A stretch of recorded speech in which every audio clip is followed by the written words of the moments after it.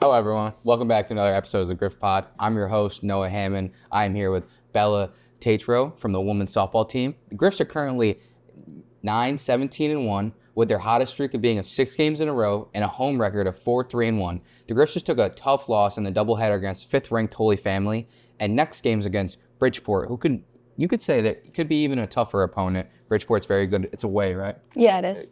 All right, perfect. All right, Bella, tell me a little bit about yourself, where you're from, about softball. Okay, I am a freshman pitcher from Ohio. I've been playing softball for roughly 5 years-ish, not very long in the grand scheme of things.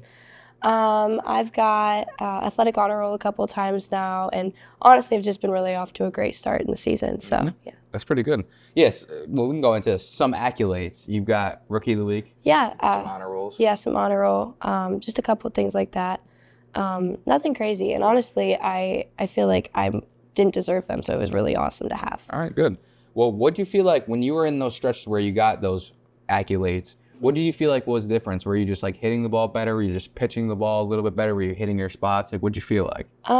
Personally, I felt like, the spins were just on, hitting every spot, every location, which was truly awesome. And honestly, my catchers make me look so good. They still do. But I felt like just team-wise, cohesiveness, we really played well together, and we were just, our bats were on fire, and that makes all the difference. That does make a difference. Got to score runs to win games for sure. So you have a pretty unique story. Tell me, how do you got to CHC? Yeah, actually. So I was committed to 2 other schools, Campbell University and Iowa State. And wow, that was awesome experiences. Unfortunately, they didn't work out. And Coach Scott actually watched me pitch on a YouTube video during a conference game back home in Ohio. And it was freezing and snowing, and I'm pitching in short sleeves. And I think the next week I was out here, and here I am. So, yeah. That's perfect. Everyone's got a different CHC story. I've talked to probably about 15 athletes just on this podcast, and everyone's got a different story. They lived here, they were far away, got an email. There's a bunch of different things that go into it for sure.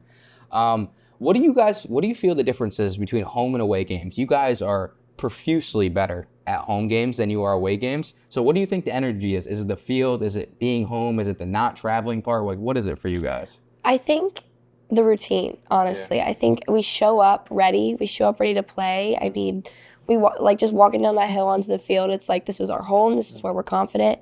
And I think that plays a huge difference. Yeah. And I think getting on the bus kind of makes everybody a little nervous sometimes. Yeah, no, it's tough. Especially for, speaking in lacrosse terms especially, you always say you got to get off the bus. And that's the toughest thing, especially when you're on long bus rides, you're maybe taking a nap. Wow. Right. It's tough to get back in that energy sometimes. And I feel like that's why when you play at home, you're a little bit better. You're walking right down the field. You see the college in the background. You're like, oh, this is our place. So that's definitely understandable. Another one is what was the difference on that win streak compared to now? You guys have lost a couple of games in a row. Been a tough stretch. Played some good teams though in your defense. What has been the difference between those games and now?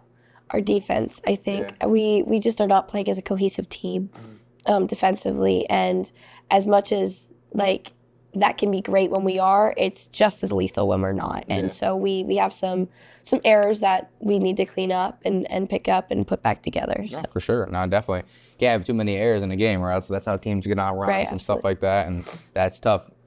That's tough to turn around, especially when the momentum's in their way. That's a tough thing, especially in softball, to get back. Because, if their bats are hot, it's tough. You can't be making errors for sure. What can you, you just explained a little bit about defense. What can you guys do to get back in the win column, to get back where you guys were just a few weeks ago?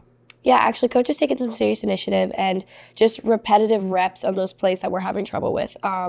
We've been doing, third base has been taking 50 balls at a time. Not that they're the problem, but 50 balls at a time just at their position, just fielding constantly and working on those shallow pop flies that are just right in a really troubled area that we're really struggling to field right now. So, we've just been really drilling it in practice and really just working on the little things to clean it up and play the bigger ball. Yeah, that's great.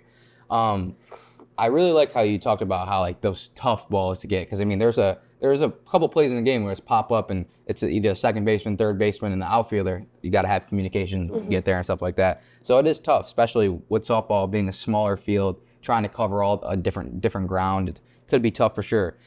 I want to talk about a little bit about your team. How do you feel like your team cohesive is?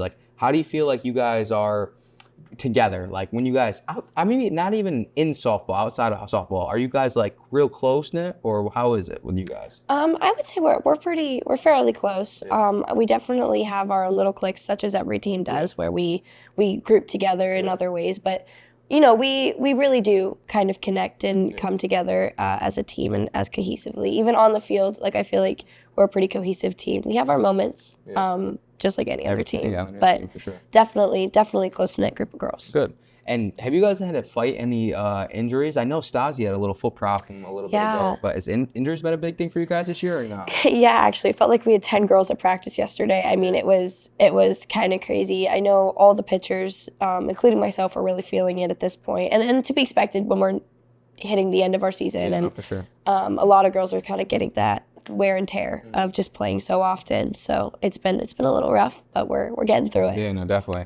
That's why the trainer is a big thing. Oh my gosh, I'm a yes. senior, going to the trainer every day, even when you're not hurt, just to make sure to prevent injuries, stuff like that. That's huge. For high school athletes watching out there, go to your trainer, take the ice baths, do the stim, do as much as you can for your body, because when you get old, it starts to hurt. I promise you it does. Absolutely. I promise you it does. All right. So now we wrap this up with a little question. I ask every single person that comes out of my podcast this question.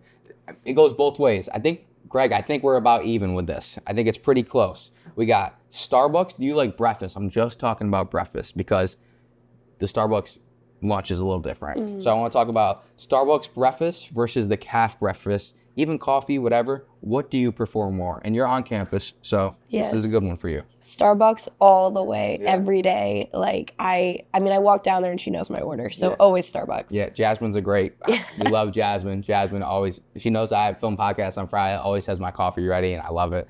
Thank you to her. I'm very grateful to have her down there.